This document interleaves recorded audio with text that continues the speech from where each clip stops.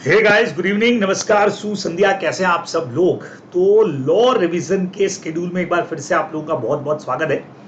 और आज हम लोग रिवाइज करने वाले हमारा एक most important chapter, declaration and payment of dividend. और इसका क्वेश्चन बेस्ड रिवीजन हम लोग लगाने वाले हैं। देखिए, इसका जो डिटेल रिवीजन है, जो स्टडी मैट से रिवीजन है, एज वेल एज जो शॉर्ट नोट से रिवीजन है, वो सब यहीं पर इसी चैनल के ऊपर आप लोगों को मिल जाएगा। तो बिल्कुल वो यहीं पे है। लेकिन आज हम लोग करने वाले हैं इसका क्वेश्चन बेस्ड रिवीजन, यानी सेक्शन नंबर 123 से लगा करके 127 का जो हमारा पोर्शन है उस पर हम लोग आज करने वाले हैं बातचीत। और कुछ क्वेश्चंस बहुत इंपॉर्टेंट वाले हम लोग यहाँ पे लेने वाले हैं, और उनके डिस्कशन के साथ साथ कई सारे सेक्शंस भी हम लोग यहाँ पे तैयार आज के सेशन में कर लेंगे। चलिए, तो बगैर समय गंवाए फटाफट से बात शुरू करते हैं। पहला क्वेश्चन मेरे सामने है कि the directors of happy limited proposed dividend at the rate of 12% on equity share for the financial year 16-17. The same was approved in the general meeting of the company, जो हुआ है 20th September 2017 को. The directors declare the approved dividend. ठीक है, analysing the provision of the companies act, और इस पर आपको इन दो मैटर से रिलेटेड अपना ओपिनियन आपको देने को कहा गया है। पहला मैटर है कि mister A holding equity share of face value of 10 lakh has not paid amount of rupees 1 lakh towards call money on share. तो क्या यहाँ पे ये पैसा एडजस्ट हो सकता है क्या? बराबर है, मतलब डिविडेंड के अमाउंट से क्या हम इसको एडजस्ट कर सकते हैं? तो बहुत सीधा सीधा से पॉइंट है बच्चे लोगों। सेक्शन नंबर 127D में आप लोग इस चीज को बहुत क्लियरली पढ़ते हैं कि अगर कोई भी शेयर होल्डर का इस तरह का कॉल मनी ड्यू है तो उसके डिविडेंड के अमाउंट से हम उसको एडजस्ट कर सकते हैं, है ना। तो 10 लाख का फेस वैल्यू है, 10 लाख के फेस वैल्यू के ऊपर 12% का अगर डिविडेंड दिया जा रहा है तो 1.2 लाख का डिविडेंड है, 1,20,000 रुपए। और उसमें से अगर कॉल मनी का 1 लाख एडजस्ट कर दिया जाए तो रिमेनिंग 20,000 का डिविडेंड इनको पेमेंट हो जाना चाहिए। यस, 1 लाख हम एडजस्ट कर सकते हैं। ठीक है, तो आप देखिए क्वेश्चन का first part 127D, as per law where the dividend is declared by a company and there remains calls in arrear and any other sum due from a member, in such case no offence shall deemed to be have been committed where the dividend has been lawfully adjusted.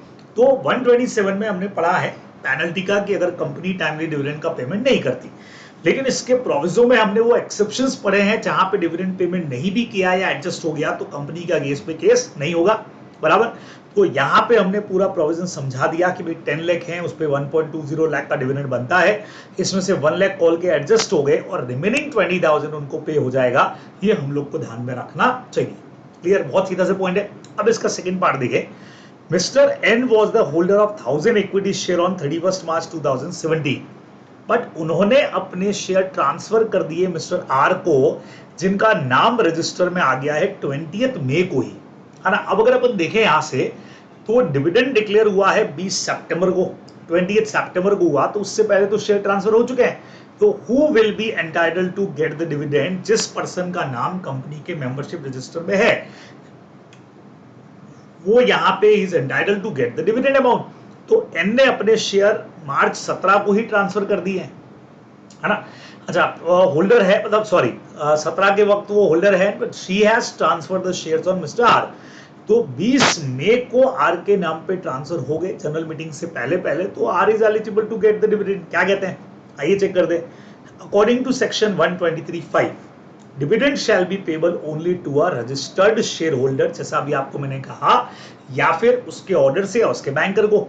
अब इस case के अंदर mister are का नाम 20 मई को आ चुका है, since he become the registered share holder before declaration of dividend. So यहाँ पे ये जो मिस्टर राजनी, मिस्टर आर जो है, will be entitled to get the dividend. ये अपने को ध्यान में रखना चाहिए था। ठीक है, तो बढ़िया क्वेश्चन, 2 सेक्शंस कवर करके चलिए नेक्स्ट क्वेश्चन की तरफ चलते। RST Limited declared dividend at the rate of 20% for the financial year 17-18 in the AGM scheduled on 15 June 2018. At RST Limited is left with certain unpaid or unclaimed dividend, or it transfer amount of unpaid and unclaimed dividend to unpaid dividend account. ठीक है, भी जो amount अपने को transfer करना होता है अपने को पता ही है। ठीक है, after remaining unpaid and unclaimed for more than 2 years in the unpaid dividend account, some of the entitled shareholder made liable RST Limited for the non-compliance of section number 124. उसको लेकर उन्होंने ब्लेम किया। and claimed for their unpaid dividend account कि भाई हमारा पैसा हमको मिलना चाहिए. RST Limited denies saying that there were certain legal issues on the entitlement of the dividend amount to the respective shareholder कि भाई आपके ओनरशिप को लेकर के कुछ इश्यूज थे इसलिए हमने पेमेंट नहीं किया. State in the light of the given fact whether the allegation marked by the shareholder और जो डिविडेंड का वो क्लेम कर रहे हैं वो जस्टिफिएबल है या नहीं है, ये हमको यहाँ पे क्वेश्चन के अंदर पूछा गया है. बराबर. तो 15 जून को यहाँ पे कंपनी ने एजीएम बुलाया, अनपेड अमाउंट रहा जो अनक्लेम डिविडेंड में ट्रांसफर कर दिया गया और अभी भी लिखा है कि after remaining unpaid and unclaim 2 year. उसके बाद में ये लोग वहां पर आए हैं ब्लेम लगाने के लिए. तो अब देखें हमारा सबसे पहले तो प्रोविजन क्या कहता है, हमको कब ट्रांसफर कर देना चाहिए था. As per section 124 of companies act, where a dividend has been declared by a company but has not been paid or claimed in 30 days from the date of declaration. 30 दिन में अगर क्लेम नहीं होता है तो 30 दिन के खत्म होने से 7 दिन के अंदर वो पैसा जो है वो अनपेड या अनक्लेम डिविडेंड अकाउंट में पड़ा रहेगा, ये अपन लोग जानते हैं. ठीक है. और देन वहां से 7 ईयर वाला जो कंसेप्ट अपना है वो लगेगा, लेकिन वो इसमें लिखने की जरूरत नहीं है क्योंकि आगे का पोर्शन नहीं पूछा है. अब कंपनी क्या करती है यहाँ पे, company shall within a period of 90 days of making any transfer of an amount एक स्टेटमेंट बनाती है, उन लोगों के नेम, उनके लास्ट ओन एड्रेस, उनका अमाउंट कितना बचा हुआ है और वो सारा क्या करेगी, paid to each person and place it on the website of the company. और अगर कोई भी सेंट्रल गवर्नमेंट का वेबसाइट जैसे रजिस्टर्ड कंपनी है तो सेबी वगैरह का, वहां पे भी इसको पब्लिश करने वाली है ताकि लोगों को पता लग जाए कि भाई ये अनपेड चीज आपकी है और किसी को ध्यान में नहीं रहे कि भाई उस वक्त डिविडेंड डिक्लेयर हुआ था या एड्रेस चेंज है तो वो आकर के अपना डिविडेंड क्लेम कर ले, है ना. देखिए इस अकाउंट में पड़ा है, आप डिविडेंड क्लेम कर सकते हो. अब accordingly in the given situation RST limited failed to give statement of unpaid unclaimed dividend and so liable for the said non compliance of section 124.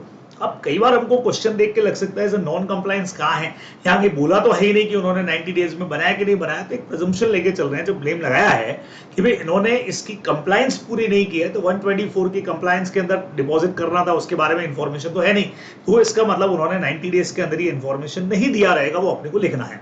ठीक है ना. फिर आगे क्या बोला, any person claiming to be entitled to any money transfer under 124(1) unpaid dividend of the company, वो company को apply कर सकता है पेमेंट के लिए, उसमें कोई दिक्कत है नहीं. हाँ, जो रिक्वायरमेंट आपने इस सेक्शन की पूरी नहीं की उसके लिए बच्चे लोगों अपने को पेनल्टी का प्रोविजन यहाँ पे देना पड़ेगा, जो आप लोग ध्यान में रखने वाले. तो ऐसे क्वेश्चन जो है वो प्योर पेनल्टी से रिलेटेड क्वेश्चन हमारे हो गए कि हाँ भाई 90 डेज वाला एक कंप्लायंस नहीं किया लगता है तो इतना इस सेक्शन के अंदर पेनल्टी लगने वाला है जो अपने को यहाँ पे देना पड़ेगा. ठीक है, तो इस तरह से हुआ ये क्वेश्चन. अगला क्वेश्चन कहता है बच्चों, PT limited incurred loss in business up to current quarter of the financial year 17-18. Okay, the company has declared dividend at the rate of 12, 15 and 18% respectively in the immediate preceding 3 year. तो average निकालने के काम में आता है. In spite of the loss the board of director of the company, देखिए loss होते हुए भी board of director have decided to declare interim dividend at the rate of 15% for the current financial year. वो लोग देना चाह रहे हैं. Examine the decision of PT Limited stating the provision of declaration of interim dividend. तो इससे related हमारे जो रूल है वो क्या कहते हैं, 123(3) में हम इंटरिम डिविडेंड की बात करते हैं. देखिए सेक्शन क्या कहता है, सबसे पहले तो वो चेक करिए. According to section 123 sub section 3, the BOD may declare interim dividend during any financial year out of the surplus in the P&L loss account. और उस क्वार्टर तक का जो भी प्रॉफिट है वहां तक का, and out of profit of the financial year in which such interim dividend is sought to be declared. However, in case company has incurred loss during the current financial year up to the end of quarter, कौन सा quarter, immediately preceding the date of declaration of interim dividend. बराबर. तो जब भी आपने declare किया रहेगा उससे जस्ट पहले वाला जो क्वार्टर है वहां तक अगर कंपनी का लॉस है तो डिविडेंड तो आप दे सकते हैं, लेकिन क्या रूल बना है, such interim dividend shall not be declare at a rate higher than the average dividend declare by the company during immediately preceding 3 financial year. तो पिछले 3 साल का जो आपका एवरेज रेट है उससे ज्यादा नहीं होना चाहिए, उतना आप दे सकते हैं. अब पिछले 3 साल का अगर डिविडेंड का एवरेज निकाला जाए तो यहाँ एवरेज आप देख सकते हैं 3 साल अपने को दे रखे थे, हमने एवरेज निकाल लिया तो एवरेज भी आता है 15% और बीओडीज भी डिक्लेयर करना है 15%. तो बिल्कुल ही एक्सेप्टेबल रहेगा, मेंटेनेबल रहेगा, टेनेबल रहेगा, ये अपने को ध्यान में रखना चाहिए. ठीक है, बराबर. तो इंटरिम डिविडेंड पे कई बार क्वेश्चन जो है वो इसी तरह का बनेगा कि भाई कंपनी जो है वो करंट क्वार्टर तक लॉस के अंदर है और अभी अपने को डिविडेंड डिक्लेयर करना है, तो लास्ट 3 इयर्स के जो भी प्रॉफिट्स का लास्ट 3 ईयर का जो डिविडेंड है उसके एवरेज से ज्यादा हम नहीं दे सकते। तो ये प्रोविजन आप लोगों को ध्यान में रखना चाहिए, बराबर, ठीक है। नेक्स्ट क्या कहता है, alpha limited section 8 company is planning to declare dividend. द्वारा पुराना लॉ का नॉलेज काम करेगा। सेक्शन 8 कंपनी के लिए प्रोहिबिटेड है, चैरिटेबल पर्पस के लिए होती है, वो अपने मेंबर को डिक्लेरेशन कर ही नहीं सकती डिविडेंड का। तो मिस्टर चोपड़ा जिनके पास में 800 शेयर हैं, स्टेट वेदर, अच्छा ये इनको दे रही है, हाँ ये कंपनी का एक्ट जो है परमिसिबल है कि नहीं है, सेक्शन 8 के हिसाब से भी बिल्कुल परमिसिबल नहीं है बच्चों। वहां से इसका आंसर आपको लिखना पड़ेगा। तो कंपनी जो है उसने किया वो not according to the provisions of companies act, section 8 के हिसाब से आप इसका आंसर दे सकते हैं। चलिए नेक्स्ट क्वेश्चन पे चलते हैं। 5th क्वेश्चन क्या कहता है,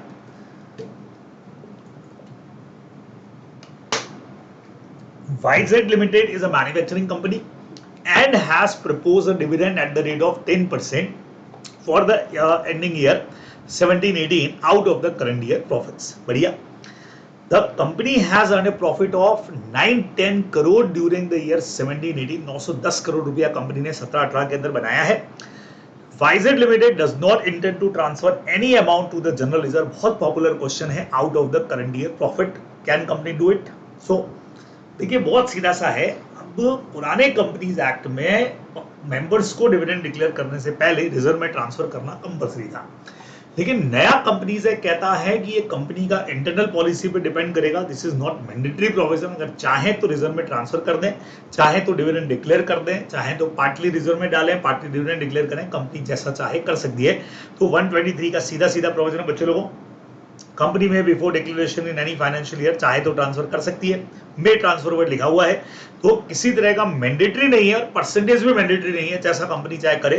तो गिवन फैक्ट के अंदर as the provision the amount to be transfer out of profit for a financial year is a description of company. Company की चॉइस पर रहेगा और बीओडीज जैसा चाहे इसके अंदर कर सकते हैं, उनको पावर है, अपने को ध्यान में रखना चाहिए। बहुत सिंपल क्वेश्चन है। नेक्स्ट पे आते, Karan was holding 5000 equity shares of ₹100 each of future limited.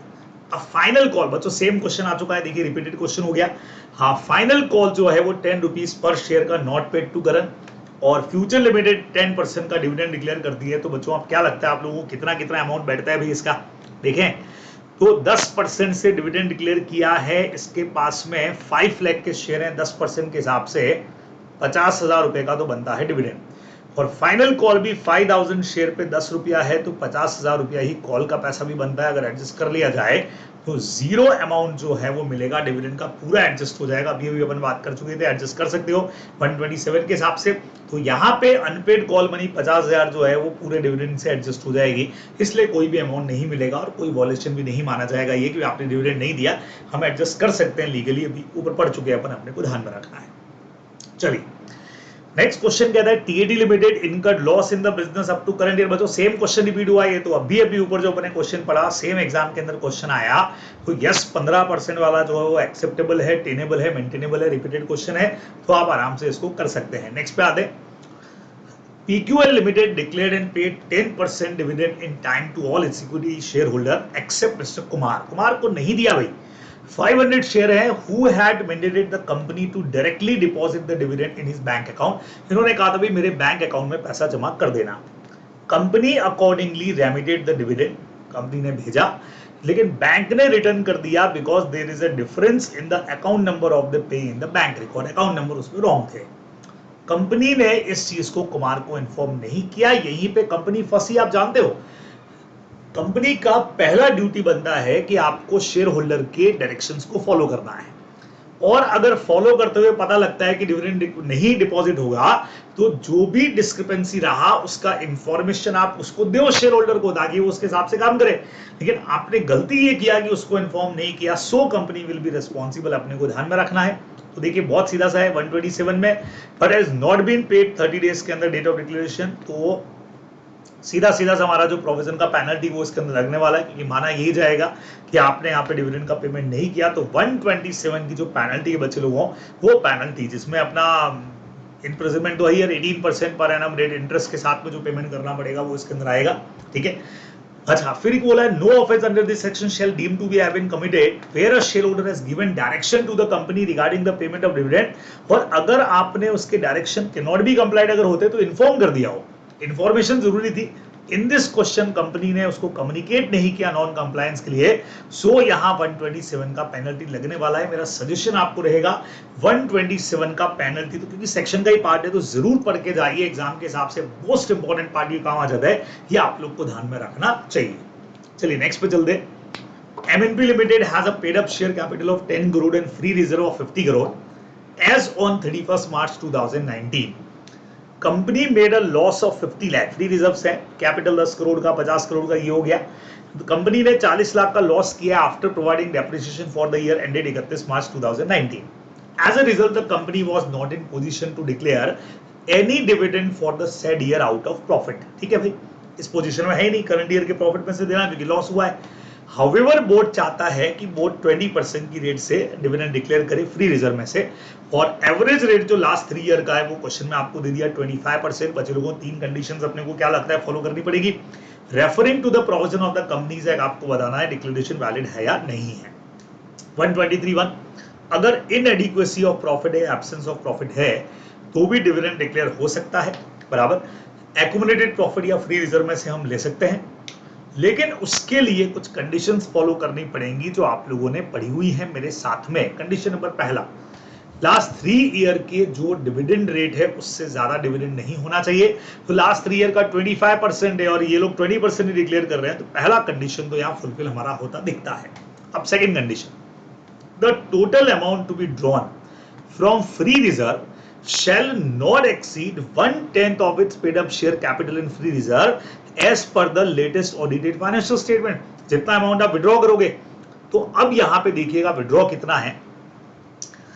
इन्होंने बोला total amount withdraw 10% of the paid up capital in free reserve. अब आप यहां से मेरे साथ देखें तो पेड अप शेयर कैपिटल तो 10 करोड़ की है और फ्री रिजर्व जो हमारे हैं वो 50 करोड़ के यहां पे निकल के आ रहे हैं। तो 10 और 50 करोड़ अगर जोड़ा जाए तो हमारे पास में आ गया 60 करोड़, और इसका 10% अगर विड्रॉ किया जाए तो 6 करोड़ रुपया जो है वो विड्रॉ करना परमिसिबल है। ठीक है, जबकि अपने को डिविडेंड के लिए चाहिए कितना है भाई, कैपिटल है 10 करोड़ की और उसके ऊपर 20% की लिमिट से दिया जाए तो अपने को तो 2 करोड़ ही विड्रॉ करना है। समझ रहे हैं आप मेरी बात को भी, विड्रॉ कितना करना है। प्रैक्टिकली हमारी कैपिटल जो है वो दे रखी है 10 करोड़ की। अब फर्स्ट वाले पॉइंट से अगर इस पे 20% का डिविडेंड दिया जाए 10 करोड़ के ऊपर तो 2 करोड़ रुपए की हमको रिक्वायरमेंट रहेगी, जबकि यहां पे हम विड्रॉ कितना कर सकते हैं, 6 करोड़ रुपया विड्रॉ करना है। इट मींस हमारी सेकंड कंडीशन जो है वो भी यहां पे फुलफिल होती दिख रही है। वो वैसे भी 10% से ज्यादा है ही नहीं पेड अप कैपिटल और रिजर्व के।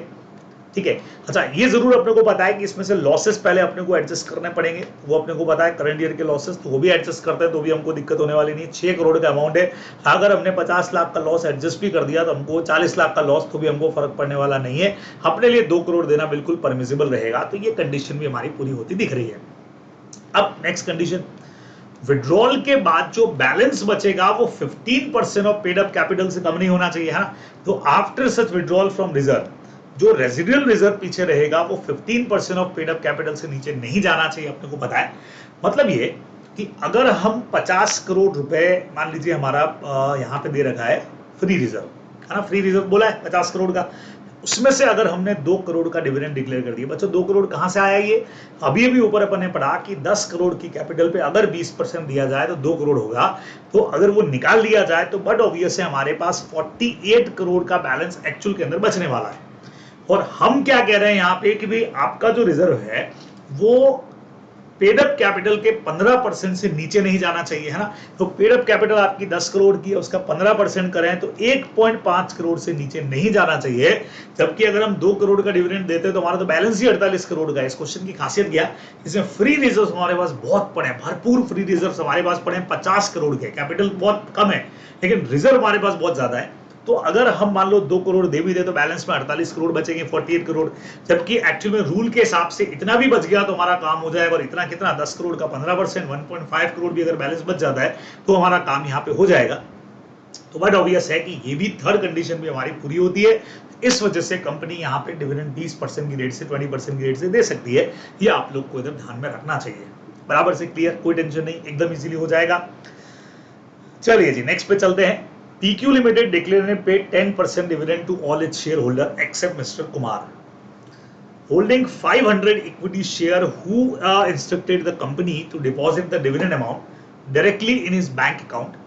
The company accordingly remitted the dividend, but the bank returned the payment on the ground that, बच्चों सेम वही क्वेश्चन हो गया, अकाउंट नंबर जो है वो मैच नहीं कर रहा, इन्होंने इन्फॉर्मेशन नहीं दिया, वो क्वेश्चन वहां आरटीपी का था और एग्जैक्ट क्वेश्चन के अंदर आ चुका है, तो सेम क्वेश्चन हम लोग कर चुके हैं, बहुत इजीली आप लोग कर सकते हैं। नेक्स्ट पे आते हैं, Alex Limited is facing loss in business during the financial year 18-19. In the immediate preceding 3 financial year, company ने डिविडेंड 7, 11 और 12% का डिक्लेयर किया है, ठीक है। Then the board of director 12% का इंटरिम डिविडेंड देना चाहते हैं for the current financial year, तो क्या लगता है आपको, at least to be in par with the immediately financial year, तो दे सकते हैं कि नहीं दे सकते, दे सकते हैं भी, लॉस के केस में भी आप दे सकते हो, लेकिन लास्ट 3 ईयर के एवरेज से ज्यादा नहीं होना चाहिए, तो बिल्कुल अपन दे सकते हैं। तो हायर देन एवरेज रेट से ज्यादा नहीं होना चाहिए, तीनों साल का अगर एवरेज हमने यहाँ पे निकाल करके देख लिया तो आप देख सकते हैं 7, 11 और 12% हमारा था, 30 डिवाइडेड बाय 3 यानी 10% हमारा निकल करके आ रहा है, तो उससे ज्यादा आप नहीं दे सकते, तो जो 12% आप देने की बात कर रहे हो वो वैलिड नहीं होगा। तो लॉसेस के केस में हम लास्ट 3 ईयर का जो भी डिविडेंड है उसके एवरेज से ज्यादा डिविडेंड इंटरिम में नहीं दे सकते, तो यहाँ पे सीधा सीधा से हमारा 12% परमिसिबल नहीं होगा, 10% अलाउड है, ये अपने को आंसर में शो कर देना है। 123 का क्वेश्चन आगे, चलिए नेक्स्ट क्वेश्चन पे आते हैं बच्चों को 11th के ऊपर। The directors of east west limited proposed dividend at 15% on equity share for the financial year 17-18. The same was approved in the AGM जो 24 अक्टूबर को हुआ है। Directors declared the approved dividend. Mr. Benoy was the holder of 2000 equity share on 31 मार्च को वो holder थे, same ऐसा question अपन कर चुके हैं, लेकिन उन्होंने अपने शेयर मिस्टर मोहन को ट्रांसफर कर दिया 18 जून को, ऐसा स्टडी मेट का भी ये क्वेश्चन है, हालांकि वहां रॉन्ग दे रखा है अपने को, आपको मैंने करेक्ट भी कराया था कई बार क्लास के अंदर भी जब ये क्वेश्चन किया, who will be entitled to the above dividend। तो अभी बात किया कि डिविडेंड डिक्लेयर जब आप करते हैं जिस मीटिंग में, उससे पहले जिसके नाम पे शेयर रजिस्टर्ड हो गए वो हमारा इन टोटल हो जाएगा, तो मिस्टर बिनॉय था, लेकिन उसने मोहन को ट्रांसफर कर दिया, तो यहाँ पे मोहन हमारा एंटाइटल है डिविडेंड के लिए, mister Mohan registered share holder and he is eligible, 123 में लिखा हुआ है, आपने को ध्यान में रखना है। चलिए नेक्स्ट क्वेश्चन की तरफ चलते हैं बच्चों, आखिरी 2 क्वेश्चन पे हम लोग बात कर रहे हैं ताकि डिविडेंड के सारे पॉइंट्स अच्छे से आपको क्लियर हो जाए। Referring to the provision of Companies Act, examine the validity of following. Number 1, the Board of Directors of Anand Limited proposes to declare dividend at the rate of 20% equity share of to the equity share, despite of the fact that company has defaulted in repayment of public deposit। नहीं कर सकते भाई, public deposit का आपका default है, तो यहाँ पे इनएलिजिबिलिटी आ जाएगी। और second number, where a company can declare dividend for the financial year it incurred losses में कंपनी दे सकती है क्या डिविडेंड, क्या कहते हैं आप लोग, इनसफिशिएंसी में भी देते ही हम, नवंबर 19 का क्वेश्चन है।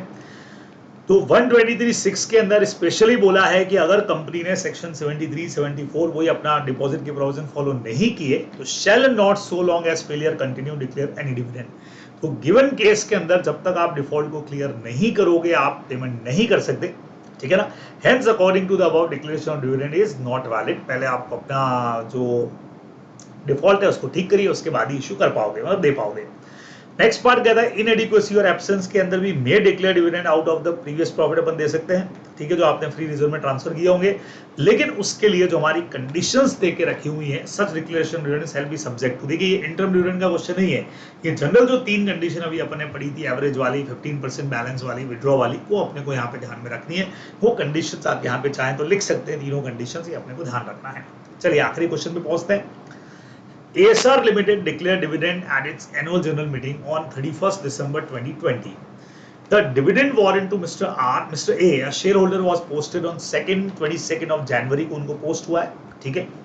कंपनी ने डिविडेंड डिक्लेयर कर दिया है 31/12 को, 22 दिन में उनका यहाँ से पोस्ट हो गया, पोस्टर डिले की वजह से उनको मिला है 5 फरवरी को, और उसके बाद भी उन्होंने एनकैश करवाया। 5 फरवरी मतलब 30 डेज से हम बाहर निकल गए, हालांकि हमने 22 जनवरी को पोस्ट कर दिया था। Can mister A initiate action against the company कि भाई आपने 30 दिन के अंदर डिविडेंड डिक्लेयर नहीं किया, क्या कहते हैं बच्चों लोगों?